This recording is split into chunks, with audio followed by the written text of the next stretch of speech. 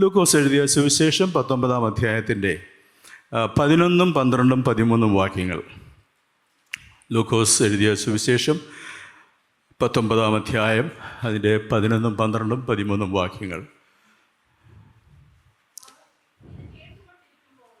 അവൻ യെരൂശലേമിനെ സമീപിച്ചിരിക്കയാലും ദൈവരാജ്യം ക്ഷണത്തിൽ വെളിപ്പെടുമെന്ന് അവർക്ക് തോന്നുകയാലും അവനൊരു ഉപമയും കൂടെ പറഞ്ഞത് എന്തെന്നാൽ, കുലീനനായൊരു മനുഷ്യൻ രാജത്വം പ്രാപിച്ചു മടങ്ങി വരണമെന്ന് വെച്ച് ദൂരദേശത്തേക്ക് യാത്ര പോയി.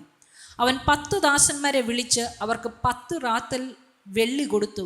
ഞാൻ വരുവോളം വ്യാപാരം ചെയ്തു കൊള്ളുവീൻ എന്ന് അവരോട് പറഞ്ഞു. മതി. നമുക്ക് എല്ലാവർക്കും അറിയാവുന്ന ഒരു സുപരിചിതമായ ഉപമാഭാഗമാണ് നമ്മൾ വായിച്ചത്. ഞാൻ വരുവോളം, അതാണ് ആ വാക്ക്. ഇന്നത്തെ പ്രബോധനം ആ വാക്കിനെ ആസ്പദമാക്കിയുള്ളതാണ്. അൻറ്റിൽ ഐ കം, ഞാൻ വരുവോളം, അൻറ്റിൽ ഹീ കംസ്. നമ്മുടെ കർത്താവ് വരുവോളം നമ്മൾ ചെയ്യേണ്ടതായിട്ടുള്ള ചില കാര്യങ്ങളുണ്ട് ഈ ലോകത്തിൽ. ഞാൻ കൊച്ചുനാളിൽ ഭയങ്കര കുസൃതിയായിരുന്നു, ഭയങ്കര വഴക്കാളിയായിരുന്നു. അപ്പോഴേ അമ്മ പറഞ്ഞാലൊന്നും ഞാൻ അനുസരിക്കത്തില്ല, ഞാൻ വഴക്കുണ്ടാക്കിക്കൊണ്ട് നടക്കും.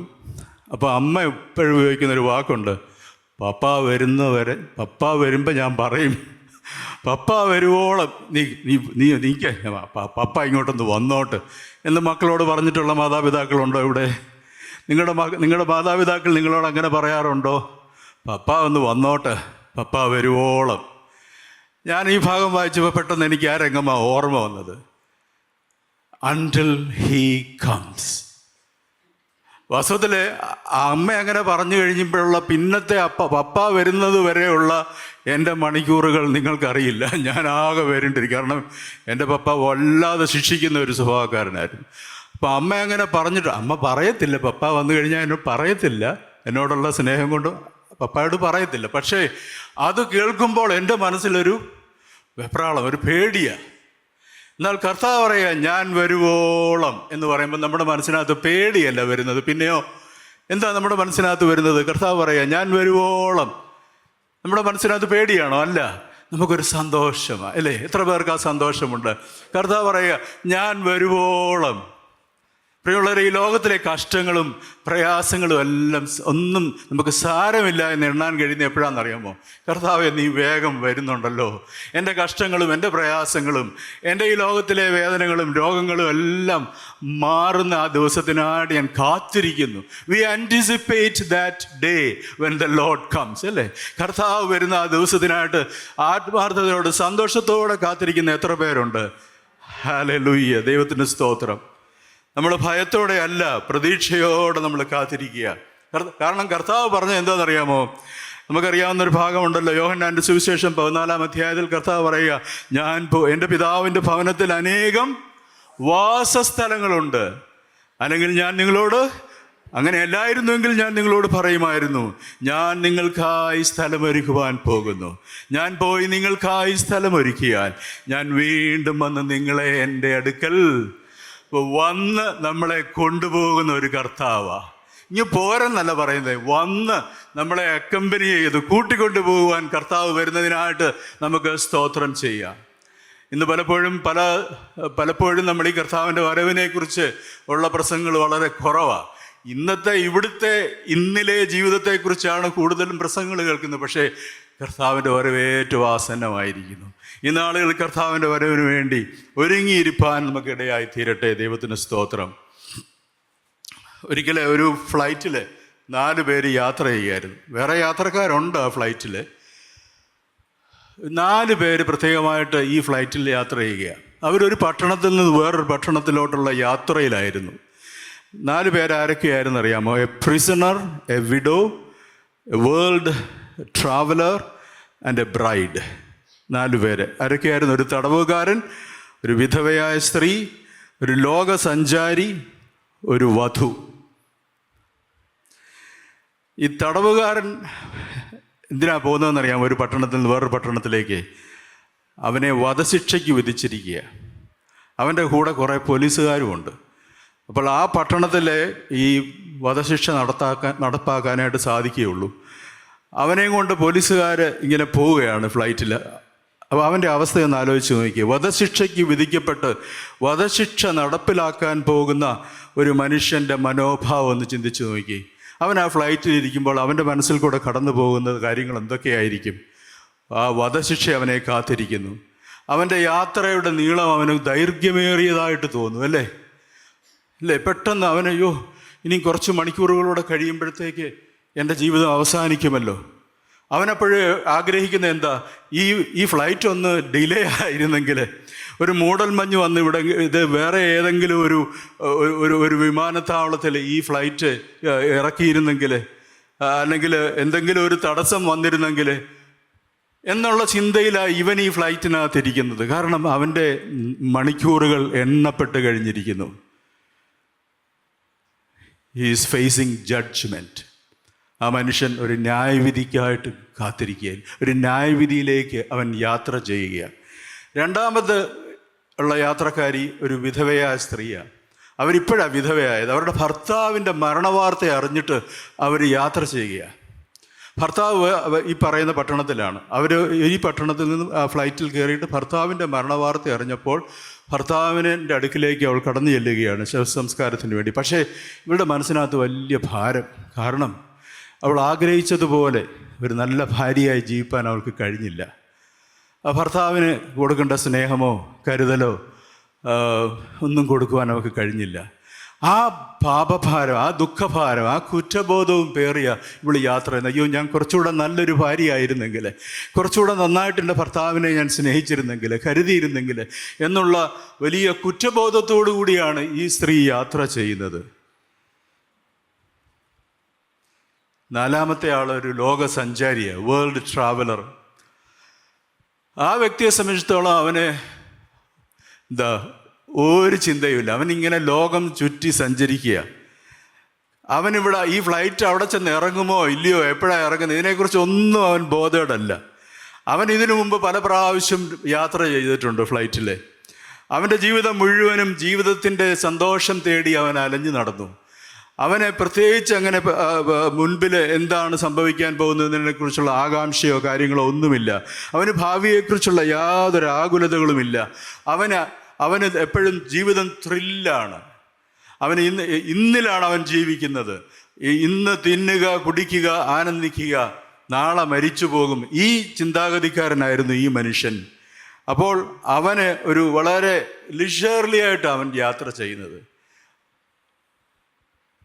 ഒന്നിനെക്കുറിച്ചും അവൻ ചിന്തിക്കുന്നില്ല. തൻ്റെ ജീവിതത്തിൻ്റെ അവസാനം എന്തായിത്തീരും, ഈ യാത്ര എവിടെ ചെന്ന് അവസാനിക്കും, ഇതിനെക്കുറിച്ചൊന്നും ചിന്തിക്കുന്നില്ല അവൻ. അന്നേരം വരുന്നിടത്ത് വെച്ച് കാണാം, നമുക്ക് നോക്കാം എന്നുള്ള ഒരു ചിന്താഗതിയിൽ അലസനായി യാത്ര ചെയ്യുന്ന ഒരു ലോകസഞ്ചാരി. നാലാമത്തെ വ്യക്തി നമുക്കറിയാം, ഒരു ബ്രൈഡാണ്. അവളുടെ വിവാഹം നിശ്ചയം കഴിഞ്ഞിരിക്കുക. അവളുടെ കല്യാണത്തിന് വേണ്ടി അവൾ പോവുകയാണ്. ആ പട്ടണത്തിലാണ് അവളുടെ പ്രദേശിത വരൻ. അവിടെ വെച്ചുള്ള ഒരു പള്ളി വെച്ചാണ് കല്യാണം നടക്കേണ്ടത്. അപ്പോൾ ഇവള് ഈ യാത്ര ചെയ്യുക, തൻ്റെ ഭർത്താവിനോട് ചേരുവാൻ, തൻ്റെ പ്രിയപ്പെട്ടവനുമായിട്ടുള്ള വിവാഹ ബന്ധത്തിൽ പ്രവേശിപ്പാൻ അവൾ വളരെ ആകാംക്ഷയോടെ സന്തോഷത്തോടെ അവൾ യാത്ര ചെയ്യുകയാണ്. തന്നെ കാത്തിരിക്കുന്ന വരനോടൊപ്പം ശോഭനമായ ഒരു ഭാവി പങ്കിടുന്നതിനെക്കുറിച്ചുള്ള നല്ല ചിന്തകളുമായിട്ട് അവളെ സംബന്ധിച്ചിടത്തോളം ഈ ഫ്ലൈറ്റ് ഇത് വേഗത്തിലൊന്ന് ചെന്നിരുന്നെങ്കിൽ എന്നാണ് അവൾ ചിന്തിക്കുന്നത്. പ്രിയമുള്ളവരെ, 4 വ്യക്തികളുടെ 4 വ്യത്യസ്ത മനോഭാവങ്ങളെക്കുറിച്ച് നമ്മൾ കണ്ടു. നമ്മളെല്ലാവരും യാത്രക്കാരാണ്, അല്ലേ? ജീവിതമാകുന്ന ഈ ഫ്ലൈറ്റിൽ നമ്മളെല്ലാവരും യാത്ര ചെയ്തുകൊണ്ടിരിക്കുകയാണ്. നമ്മുടെ മനോഭാവം എങ്ങനെയാണ്? ആ തടവ് പുള്ളിയുടെ മനോഭാവമാണോ? Is there judgement waiting for us? ഇന്ന് കർത്താവ് വന്നാൽ എൻ്റെ ജീവിതം എന്തായിത്തീരും?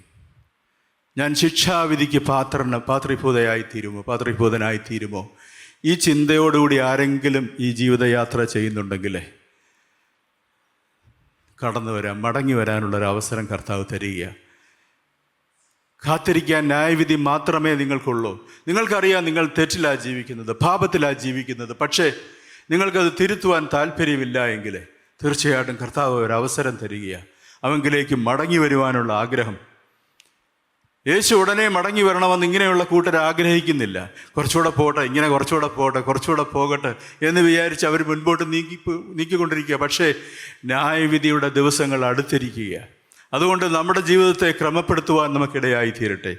രണ്ടാമതായിട്ട്, വിധവയെ പോലെ, അയ്യോ കുറച്ചുകൂടെ നന്നായിട്ട് ജീവിച്ചിരുന്നെങ്കിൽ നല്ലതായിരുന്നു, കുറച്ചുകൂടെ നന്നായിട്ട് കർത്താവിന് വേണ്ടി ഒന്ന് ജീവിക്കണം, കർത്താവിനെ കൂടുതൽ സ്നേഹിക്കണം, കർത്താവിനെ കൂടുതൽ മനസ്സിലാക്കണം, കർത്താവിന് വേണ്ടി ജീവിക്കണം, കർത്താവിൻ്റെ വേല ചെയ്യണം എന്നുള്ള ആഗ്രഹത്തോട് ജീവിക്കുന്ന ചിലരുണ്ട്. നിരാശയിൽ അവരിപ്പോഴും കഴിയുന്നത്. പക്ഷേ കർത്താവിന് വേണ്ടി ഒന്നും ചെയ്യാൻ കഴിയുന്നില്ലല്ലോ. കർത്താവിൻ്റെ വരവെങ്കിൽ ഈ ഒരു ഇച്ഛാഭംഗത്തോടുകൂടി നിങ്ങൾ ആയിരിക്കുമെങ്കിൽ എത്ര നിരാശാജനകമായിരിക്കും അത്. ഈ ലോകസഞ്ചാരിയെക്കുറിച്ച് ചിന്തിക്കുകയാണെങ്കിൽ അതും നമ്മുടെ ഇടയിൽ കുറേ പേര് അങ്ങനെയുണ്ട്. വിശ്വാസികളുടെ ഇടയിലെ കാര്യമാണ് ഞാൻ ഈ പറയുന്നത്. അവർക്കിതിനെക്കുറിച്ച് വലിയ താല്പര്യമൊന്നുമില്ല. കർത്താവ് വരുമ്പോൾ വരട്ടെ, അതിനിപ്പോൾ എന്നാ, ഞാനിപ്പോൾ ഇവിടെ അടിച്ചു പൊളിച്ച് ജീവിച്ച് സന്തോഷമായിട്ട് മുമ്പോട്ട് പോവുക, അന്നേരം വരുന്നിടത്ത് വെച്ച് കാണാം എന്നുള്ള ചിന്തയിലാണോ നിങ്ങൾ ജീവിക്കുന്നത്? നാളെയെക്കുറിച്ച്, നിങ്ങളുടെ ജീവിതത്തിൻ്റെ അന്ത്യത്തെക്കുറിച്ച്, ന്യായവിധിയെക്കുറിച്ച് ഒരു നിശ്ചയമില്ലാത്തവരും അതിനെക്കുറിച്ച് ശ്രദ്ധിക്കാത്തവരും ഇന്നിനെക്കുറിച്ച് മാത്രം ചിന്തിക്കുന്നവരുമായിട്ടുള്ള ആൾക്കാരും ഉണ്ട് നമ്മുടെ നടുവിൽ. എന്നാൽ ആ മണവാട്ടിയെപ്പോലെ പ്രിയപ്പെട്ടവൻ്റെ മുഖം കാണുവാനുള്ള സന്തോഷകരമായൊരു കാത്തിരിപ്പ്, ഈ ജീവിതം ഒരു കാത്തിരിപ്പാണ്. നമ്മുടെ ജീവിതത്തിൽ നമ്മൾ ഈ 4 കൂട്ടത്തിൽ ഏത് കൂട്ടത്തിൽപ്പെടുന്നവരാ? തടവുകാരൻ്റെ ആ ജഡ്ജ്മെൻറ്റിന് വേണ്ടി കാത്തിരിക്കുകയാണോ? ഇച്ഛാഭംഗത്തോടുകൂടി കാത്തിരിക്കുകയാണോ? അതോ ഒന്നിനെക്കുറിച്ചും ബോധേടല്ലാത്ത ഒരു കാഴ്ചപ്പാടാണോ നമുക്കുള്ളത്? അതോ എൻ്റെ ആത്മമണവാളനെ കാണുവാനുള്ള അതിയായ ആഗ്രഹത്തോടു കൂടിയാണോ നമ്മൾ ജീവിക്കുന്നത്? ദൈവത്തിൻ്റെ സ്തോത്രം. നമ്മൾ കർത്താവിൻ്റെ വരവെങ്കിൽ, കർത്താവ് പറഞ്ഞിട്ട് പോയതാണ്, ഞാൻ വരുവോളം എന്നാണ് പറഞ്ഞത്. അവിടെയാണല്ലോ നമ്മൾ തുടങ്ങിയത്. ഞാൻ വരുവോളം. കർത്താവിൻ്റെ വരവ് വരെ നമ്മൾ ചെയ്യേണ്ട 3 കാര്യങ്ങളെക്കുറിച്ച് കർത്താവ് തന്നെ പറഞ്ഞിട്ടുണ്ട്. 1-2 വാക്യങ്ങൾ മാത്രം വായിച്ച് ഞാൻ നിർത്തിയേക്കാം. അവൻ വരുന്നത് വരെ നമ്മൾ എന്താണ് ചെയ്യേണ്ടത്? നമുക്കൊരു ലിസ്റ്റ് കർത്താവ് തന്നിട്ടുണ്ട്. ആദ്യത്തെ ലിസ്റ്റാണ് നമ്മൾ വായിച്ച ഭാഗം. ഇത് കേട്ടപ്പോൾ അവൻ യെരൂശലേമിനോട്, ലൂക്കോസിൻ്റെ സുവിശേഷം നമ്മളിപ്പോൾ വായിച്ചല്ലോ, തൻ്റെ ജോലിക്കാർക്ക് 10 പേർക്ക് 10 വേലക്കാരെ തിരഞ്ഞെടുത്തിട്ട് അവർക്ക് 10 റാത്തൽ കൊടുത്തു. ഞാൻ വരുവോളം നിങ്ങളിത് വ്യാപാരം ചെയ്യുവീൻ എന്നാ പറഞ്ഞത്. വ്യാപാരം ചെയ്യുവീൻ. നമ്മളെ ദൈവം ഏൽപ്പിച്ചിരിക്കുന്ന താലന്തുകൾ നമ്മൾ കർത്താവിന് വേണ്ടി വ്യാപാരം ചെയ്യുന്നുണ്ടോ? ഇവിടെ ഇരിക്കുന്ന നമ്മൾ ഓരോരുത്തരും നമ്മളോട് ചോദിക്കേണ്ട ഒരു ചോദ്യമാണ്. കർത്താവ് ഓരോരുത്തർക്കും ഓരോ താലന്ത് നൽകിയിട്ടുണ്ട്. എൻ്റെ താലന്തുകൾ എന്താണെന്ന് എനിക്ക് നന്നായിട്ട് അറിയാം. നിങ്ങളുടെ താലന്ത് എന്താ? കർത്താവ് നിങ്ങളിൽ നിക്ഷേപിച്ചിരിക്കുന്ന ചില കാര്യങ്ങളുണ്ട്. അത് കർത്താവിന് വേണ്ടി പ്രയോജനപ്പെടുത്തുന്നുണ്ടോ നിങ്ങൾ? അതോ അത് കുഴിച്ചിട്ടിരിക്കുന്ന അവസ്ഥയാണോ? നമുക്ക് ചർച്ചയായിട്ട് എന്തെല്ലാം ആക്ടിവിറ്റീസ് ഉണ്ട്. ഇവിടെ ഞാൻ കണ്ടിട്ടുണ്ട് പലരും, ചില ആളുകൾ മാത്രമേ കർത്താവിൻ്റെ ശുശ്രൂഷയിലേക്ക് വരുന്നുള്ളൂ. ബാക്കിയുള്ളവരെല്ലാവരും ഇങ്ങനെ ഒഴിഞ്ഞു മാറി നിൽക്കുക. എനിക്ക് താലന്തൊന്നുമില്ല, എനിക്ക് കഴിവുകളൊന്നുമില്ല. പക്ഷേ ഞാൻ നിങ്ങളോട് പറയട്ടെ, കർത്താവ് നിങ്ങളിൽ എന്തൊക്കെയോ നിക്ഷേപിച്ചിട്ടുണ്ട്. എന്തുവാ ഏറ്റവും കൂടുതലായി കർത്താവ് നമ്മളെ നിക്ഷേപിച്ചതെന്നറിയാമോ? എൻ്റെ ഈ താലന്തുകളല്ല, നമ്മുടെ ഈ താലന്തുകൾ, കഴിവുകൾ മാത്രമല്ല, അവൻ്റെ ജീവനാണ് നമ്മളിൽ അവൻ നിക്ഷേപിച്ചിരിക്കുന്നത്. Hallelujah, hallelujah. തോമസ് പറഞ്ഞു, കർത്താവേ, നിൻ്റെ ആ മുറിപ്പാടിൽ കൈയിടാതെ ഞാൻ വിശ്വസിക്കത്തില്ല, നിൻ്റെ ആ വിലാപ്പുറത്തെ ആ മുറിവിൽ കൈയിടാതെ ഞാൻ വിശ്വസിക്കത്തില്ല. അന്നേരം തോമസിനോട് കർത്താവ് പറഞ്ഞു, നീ ഇങ്ങ് വാ, ഇട്ട് നോക്ക്, മുറിപ്പാടിൽ കൈയിട്, വിലാപ്പുറത്ത് നീ കൈയിട്. നിനക്കറിയാമോ, ഞാൻ നിന്നിൽ നിക്ഷേപിച്ചത് എൻ്റെ ജീവനാ. Hallelujah. I deposited, I invested my life in your life. എത്ര പേര് അങ്ങനെ ചിന്തിച്ചിട്ടുണ്ട്? അവൻ്റെ ജീവൻ നമ്മളിൽ അവൻ നിക്ഷേപിച്ചിട്ടുണ്ടെങ്കിൽ നമ്മുടെ ജീവൻ അവന് വേണ്ടി തിരിച്ചു കൊടുക്കണം.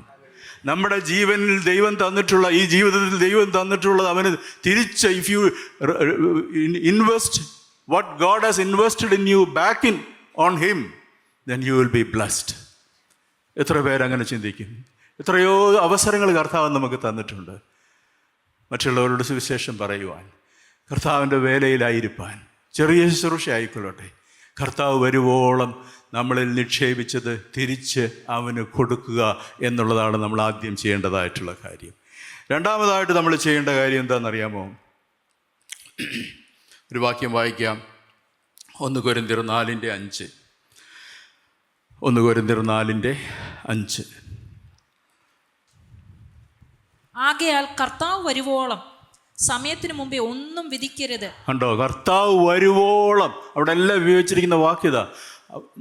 ഞാൻ വരുവോളം ഞാൻ നിങ്ങളിൽ നിക്ഷേപിച്ചത് നിങ്ങൾ വിനിമയം ചെയ്യുക, വ്യാപാരം ചെയ്യുക. രണ്ടാമതായിട്ട്, ഞാൻ വരുവോളം ഒന്നിനെക്കുറിച്ചും ഒന്നും വിധിക്കരുത്. അവൻ വരുന്നത് വരെ വിധിക്കരുത്. കർത്താവ് വരുന്നത് വരെ സമയത്തിന് മുമ്പ് ഒന്നും വിധിക്കരുത്. അവൻ ഇരുട്ടിൻ്റെ മറഞ്ഞിരിക്കുന്ന കാര്യങ്ങൾ വെളിച്ചത്തിലേക്ക് കൊണ്ടുവരികയും ഹൃദയങ്ങളുടെ ആലോചനകൾ വെളിപ്പെടുത്തുകയും ചെയ്യും. അപ്പോൾ ഓരോരുത്തരുടെയും സ്തുതി ദൈവത്തിൽ നിന്ന് വരും. നിങ്ങൾ കണ്ടിട്ടുണ്ടോ, ഈ വിധിക്കുന്ന ആരാ? ലോകത്തിൽ ആരാ വിധിയൊക്കെ പ്രസ്താവിക്കുന്നത്? ജഡ്ജി അല്ലേ, ഒരു ന്യായാധിപന്. ഈ ന്യായാധിപൻ ഇരിക്കുന്നത് എവിടെയാണെന്നറിയാമോ? നിങ്ങൾ കോടതിയിൽ ചെന്ന് കഴിഞ്ഞാൽ ന്യായാധിപൻ ഇരിക്കുന്നത് ബാക്കി വക്കീൽമാരിരിക്കുന്ന കൂട്ടത്തിലാണോ? അല്ല. ആ ഇരിപ്പിടത്തിനൊരു പ്രത്യേകതയുണ്ട്, അത് ഉയർന്നിരിക്കുക. അപ്പം ഞാൻ മറ്റുള്ളവരെ വിധിക്കുമ്പോൾ ഞാൻ സ്വയം ഉയരുകയാണ് ചെയ്യുന്നത്. കർത്താവ് പറഞ്ഞു, നോ ജഡ്ജ്മെൻറ്റ്. നീ ആരെയും വിധിക്കാനായിട്ട് ആ ന്യായാധിപൻ്റെ സിംഹാസനത്തിൽ ഇരിക്കണ്ട. ഞാൻ ആ ന്യായാധിപൻ. പ്രിയമുള്ളവരെ, നമ്മുടെ ജീവിതത്തിൽ മറ്റുള്ളവരെ വിധിക്കുന്നവരായി തീരുവാൻ നമുക്ക് ഇടയാകരുത്. കർത്താവ് വരുവോളം സകല അധികാരവും സകല ന്യായവിധിയും പുത്രനുള്ളതാണ്. നമ്മളെല്ലാവരും അവൻ്റെ ഭീമാ സിംഹാസനത്തിന് മുമ്പാകെ, അവൻ്റെ ന്യായവിധിയുടെ മുമ്പിൽ ഒരു ദിവസം നമ്മളെല്ലാവരും നിൽക്കേണ്ടവരാണ്. ഇന്ന് നമ്മൾ ആ സ്ഥാനം കവർന്നെടുക്കേണ്ട കാര്യമില്ല.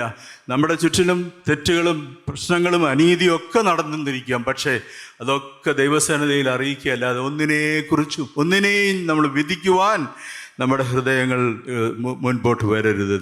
ആലോചനകളെ വെളിപ്പെടുത്തുന്ന ദൈവത്തിൻ്റെ സമയത്തിനായിട്ട് നമ്മൾ കാത്തിരിക്കുക. ദൈവത്തിന് സ്തോത്രം. നമ്മളുടെ പഴയ മനുഷ്യനാണ് ഈ വിധിക്കുന്നത്. പുതിയ മനുഷ്യൻ ഒരിക്കലും വിധിക്കത്തില്ല. നമ്മുടെ ഉള്ളിൽ ഇപ്പോഴും ആ ജഡ്ജ്മെൻ്റൽ സ്പിരിറ്റ് ഉണ്ടെങ്കിൽ കർത്താവിനോട് ഇന്ന് പകൽക്കാലം പറഞ്ഞാൽ, കർത്താവേ, എന്നിലുള്ള എല്ലാ ആ ജഡ്ജ്മെൻറ്റ് സ്പിരിറ്റും ആ മറ്റുള്ളവരെ വിധിക്കുന്ന ആ സ്വഭാവങ്ങളെല്ലാം മാറിപ്പോകാൻ ഇടയാക്കണമേ എന്ന് നമുക്ക് പ്രാർത്ഥിക്കാം. അകാരണമായി നമുക്കറിയാൻ വയ്യാത്ത കാര്യങ്ങളെക്കുറിച്ച് നമ്മൾ വിധി പറയേണ്ട കാര്യമില്ല. ദൈവത്തിന് സ്തോത്രം. അതാ, ഞാൻ വരുവോളം നിങ്ങളൊന്നിനെയും വിധിക്കരുത്. 2 കാര്യങ്ങൾ ചിന്തിച്ച്. എന്താ? ഒന്നാമത്തേത്, ഞാൻ വരുവോളം ഞാൻ നിങ്ങളിൽ നിക്ഷേപിച്ചത് നിങ്ങൾ വിനിമയം ചെയ്യുക. രണ്ടാമതായി, ഞാൻ വരുവോളം നിങ്ങൾ ഒന്നിനെയും വിധിക്കരുത്. ദൈവത്തിന് സ്തോത്രം. ഹല്ലേലൂയ. മൂന്നാമതായിട്ട് നമ്മൾ വായിക്കുന്നത് 1 തിമോത്തിയോസ് 6-ാം അധ്യായത്തിൻ്റെ 13-14 വാക്യങ്ങൾ. 1 തിമോത്തിയോസ് 6-ാം അധ്യായം 13-14 വാക്യങ്ങൾ. നീ നിഷ്കളങ്കനും നിരപവാദിനുമായി ഈ കൽപ്പന നമ്മുടെ കർത്താവായ യേശുവിന്റെ പ്രത്യക്ഷത വരെ പ്രമാണിച്ചു കൊള്ളേണം എന്നിങ്ങനെ സകലത്തെയും ജീവിപ്പിക്കുന്ന ദൈവത്തെയും പൊന്തിയോസ് പീലാത്തോസിന്റെ മുമ്പിൽ നല്ല സ്വീകാരം കഴിച്ച ക്രിസ്തുയേശുവിനെ സാക്ഷി വെച്ച് ഞാൻ നിന്നോട് ആജ്ഞാപിക്കുന്നു. എന്താ അവിടെ ചെയ്യേണ്ടത്? അവൻ വരുന്നത് വരെ എന്താ എന്നുള്ള വായിച്ചാട്ട് 13-ാം വാക്യം. നീ നിഷ്കളങ്കനായിരിക്കണം. പിന്നെ നിരപവാദ്യനും ബ്ലെയിംലെസ് ആയിരിക്കണം. ഈ കൽപ്പന നമ്മുടെ കർത്താവായ യേശുവിന്റെ പ്രത്യക്ഷത വരെ പ്രമാണിച്ചു കൊള്ളണം. അവന്റെ കൽപ്പനകളെ പ്രമാണിക്കുന്നവരായിരിക്കണം. അവന്റെ വരവ് വരെയും ഞാൻ വരുവോളം എൻ്റെ കൽപ്പനകളെ നീ മറ്റുള്ളവർ പ്രമാണിച്ചോ ഇല്ലയോ എന്നുള്ളത് നീ നോക്കണ്ട. അവൻ്റെ കൽപ്പനകളെ ഞാൻ പ്രമാണിക്കുന്നവനാണോ? കൽപ്പനകളെ പാലിക്കണം. അടുത്ത വാക്യം കൂടെ വായിച്ചാട്ട്. എന്നിങ്ങനെ സകലത്തെയും ജീവിപ്പിക്കുന്ന ദൈവത്തെയും പൊന്തിയോസ് പീലാത്തോസിന്റെ മുമ്പിൽ നല്ല സ്വീകാരം കഴിച്ച ക്രിസ്തുയേശുവിനെ സാക്ഷി വെച്ച് ഞാൻ നിന്നോട് ആജ്ഞാപിക്കുന്നു. നമ്മുടെ ജീവിതത്തിൽ സ്പോട്ട്ലെസ് ആൻഡ് ബ്ലെയിംലെസ് ആയിട്ട് ജീവിപ്പാൻ ദൈവമായ കർത്താവ് നമ്മളെ സഹായിക്കട്ടെ. നമ്മുടെ ജീവിതം വചനം അനുസരിച്ച് ജീവിക്കുന്നവരാണോ നമ്മൾ? വചനം വെച്ച് മറ്റുള്ളവരെ നമ്മൾ വിധിക്കാനല്ല, ഈ വചനം വെച്ച് ഞാൻ എന്നെ തന്നെ വിധിക്കണം. ഇംഗ്ലീഷിലൊരു പറച്ചിലുണ്ട്, before you use a magnifying glass on others, just look at the mirror. ഞാൻ ഈ ഭൂതക്കണ്ണാടി ഉപയോഗിച്ച് മറ്റുള്ളവരെയൊക്കെ ഇങ്ങനെ വിമർശിക്കുക. നിങ്ങൾക്കറിയാമല്ലോ, മാഗ്നിഫൈയിങ് ഗ്ലാസ്, മറ്റുള്ളവരുടെ കുറവുകളെ വലുതാക്കി കാണിക്കാൻ വേണ്ടി ഞാനിങ്ങനെ നടക്കുക മാഗ്നിഫൈയിങ് ഗ്ലാസ്സുമായിട്ട്. പക്ഷേ ഞാൻ മാഗ്നിഫൈയിങ് ഗ്ലാസ് എടുക്കുന്നതിന് മുമ്പ് എൻ്റെ വീട്ടിലെ കണ്ണാടിയിൽ ഞാൻ എന്നെ തന്നെ ഒന്ന് നോക്കിയാൽ മതി. ഹല്ലേലൂയ. പലപ്പോഴും നമുക്ക് മാഗ്നിഫൈയിങ് ഗ്ലാസ് എടുക്കാൻ വളരെ താല്പര്യമാണ്. എന്നാൽ കർത്താവ് പറയാ, ഞാൻ വരുന്നത് വരെ നീ മാഗ്നിഫൈയിങ് ഗ്ലാസ് ഒന്നും എടുക്കണ്ട. നിൻ്റെ ജീവിതത്തെ നീ ക്രമപ്പെടുത്തുക. നിൻ്റെ ജീവിതം കറയും ചുളുക്കവും വാട്ടവും മാലിന്യവും ഇല്ലാത്തതായി വിശുദ്ധിയിൽ നിന്നെ തന്നെ സൂക്ഷിക്കുക. ദൈവത്തിന് സ്തോത്രം. നമ്മുടെ ജീവിതം കുറ്റമില്ലാത്തതായിരിക്കും, ബ്ലെയിംലെസ് ആയിരിക്കണം. എൻ്റെ വാക്കുകളെ അവസാനിപ്പിക്കട്ടെ. പലപ്പോഴും പാപത്തെ പാപമായിട്ട് കാണുവാൻ നമുക്ക് കഴിയാറില്ല. അത് വ്യക്തിപരമായ ജീവിതത്തിലാണെങ്കിലും കുടുംബത്തിലാണെങ്കിലും സഭയിലാണെങ്കിലും പാപത്തെ പാപമായിട്ട് കാണുവാനായിട്ട് നമുക്ക് കഴിയണം. പാപത്തിന് മറ്റൊരു പേര് കൊടുത്ത് വിളിക്കുന്നതാണ് ഇന്നത്തെ ട്രെൻഡ്, അല്ലേ? പാപം എന്നുള്ള വാക്ക് ഇല്ല, ആരും ഉപയോഗിക്കുന്നില്ല. സിൻ എന്നുള്ള വാക്ക് നോ, ഇറ്റ് ഈസ് എന്താ പറയുന്നത്, അത് നിഷിദ്ധമാണ്. അങ്ങനെ സിന്നില്ല. അതിന് പറയുന്ന ഒത്തിരി വേറെ എന്താ പറയുന്നത് കുറേ നാമങ്ങളൊക്കെ ഉണ്ട്. ഞാൻ അതിലേക്ക് പോകുന്നില്ല. പാപത്തെ ദൈവവചനം പാപത്തെ പാപമെന്ന് തന്നെയാണ് വിളിക്കുന്നത്. ആ പാപത്തെ നമ്മൾ ഒരിക്കലും വെള്ളം ചേർത്ത് അതിനെ പാപമല്ലാതാക്കി മാറ്റരുത്. ഒരിക്കലും ഒരു വീട്ടിൽ, അമേരിക്കയിൽ ഒരു വീട്ടിൽ അവിടുത്തെ നിയമമൊക്കെ വളരെ കർശനമായി. ഈ പാഴ്വസ്തുക്കൾ കൂട്ടിയിട്ട് കത്തിക്കാൻ ഇവിടെയും നിയമമൊക്കെ ഉണ്ട്, പക്ഷേ നമ്മൾ കത്തിക്കും, അത് വേറെ കാര്യം. അപ്പോൾ ഇവരൊരു വീട് വയ്ക്കുന്ന സമയത്ത് വീട്ടിലെ ഈ പാഴ്വസ്തുക്കൾ, ഈ ട്രാഷ് ഇതെല്ലാം കത്തിക്കണമെന്നുണ്ടെങ്കിൽ അവിടുത്തെ പഞ്ചായത്തിൻ്റെ അല്ലെങ്കിൽ മുനിസിപ്പാലിറ്റിയുടെയോ കോർപ്പറേഷൻ്റെയോ കൗണ്ടിയുടെയോ ഒക്കെ അനുവാദം വേണം. അതിനുവേണ്ടി ഒരു ഫാമിലി അവരൊരു വീട് വെച്ച് കഴിഞ്ഞപ്പോഴേ അവരെന്ത് ചെയ്തു, അവരെ പോയി ഒരു അപേക്ഷ കൊടുത്തു, ഞങ്ങൾക്ക് ട്രാഷ് കത്തിക്കാനുള്ള പെർമിറ്റ് വേണമെന്നും പറഞ്ഞ്. ചപ്പുചവറ് കത്തിക്കാനുള്ള പെർമിറ്റ്. അതിന് പറയുന്നത് ബോൺഫയർ പെർമിറ്റ് എന്നാണ് പറയുന്നത്. Bonfire permit. ഈ ഇത് ചപ്പുചവറ് കത്തിക്കാനുള്ള പെർമിറ്റ്. അപ്പോൾ അധികൃതർ പറഞ്ഞു, no no no no no, പാഴ്വസ്തുക്കൾ കത്തിക്കാൻ പാടില്ല. അത് എല്ലാ ദിവസവും ട്രക്ക് നിങ്ങളുടെ വീട്ടിൽ വരും, നിങ്ങളത് കൊടുത്തു വിടണം. ഇവിടെ ഇപ്പോൾ തുടങ്ങിയല്ലോ, ഹരിതകർമ്മസേന വന്ന് വാങ്ങിച്ചുകൊണ്ട് പോകും, നമ്മളെ ഒന്നും കത്തിക്കാൻ സമ്മതിക്കത്തില്ല. അപ്പോൾ ഈ വീട്ടുകാർക്ക് വലിയ പ്രയാസം, ഓ അത് വലിയ ബുദ്ധിമുട്ടാണ്, ഇത് അപ്പോൾ കത്തിച്ച് കളഞ്ഞാലേ കുഴപ്പമില്ല. പക്ഷേ ഇതിന് എന്തെങ്കിലും ഒരു മാർഗം ഉണ്ടോ എന്ന് ചോദിച്ചപ്പോൾ അവിടെ ഉണ്ടായിരുന്ന ഒരു മാർഗം പറഞ്ഞു കൊടുത്തു. ഓക്കെ, നിങ്ങൾക്ക് you won't get a bonfire permit, but you will get a campfire permit. നിങ്ങൾക്കൊരു ക്യാമ്പ് ഫയർ പെർമിറ്റ് തരാമെന്ന് പറഞ്ഞു. എന്തോ ഈ ക്യാമ്പ് ഫയർ പെർമിറ്റ് എന്ന് പറഞ്ഞാൽ, വിറകൊക്കെ ഇട്ട് ഇങ്ങനെ അതിൻ്റെ ചുറ്റിനും ആൾക്കാരിരുന്നിട്ട് വൈകുന്നേരങ്ങളിൽ അവിടെ അതിനകത്ത് കാപ്പി കെറ്റിലൊക്കെ വെച്ച് കാപ്പിയൊക്കെ ഇടുകയും, അല്ലെങ്കിൽ അത്യാവശ്യത്തിന് വല്ലതൊക്കെ എന്താ പറയുന്നത് റോസ്റ്റിങ്ങും അങ്ങനെയൊക്കെയുള്ള കാര്യങ്ങളൊക്കെ ചെയ്യാൻ നമുക്ക് പറ്റും. അപ്പോൾ ഇവർ ചെയ്തത് എന്താണെന്നറിയാമോ? ഇവർ ഒരു ക്യാമ്പ് ഫയർ പെർമിറ്റിന് അപ്ലൈ ചെയ്തു, അത് കിട്ടി.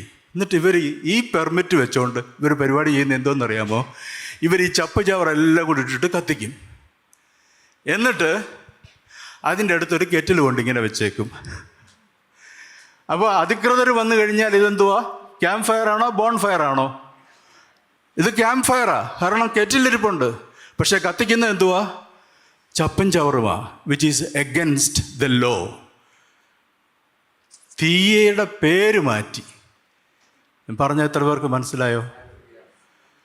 നമ്മൾ പാപത്തിൻ്റെ പേര് മാറ്റി, പക്ഷെ ചെയ്യുന്നത് പാപമാ. We change the name from bonfire to camp fire.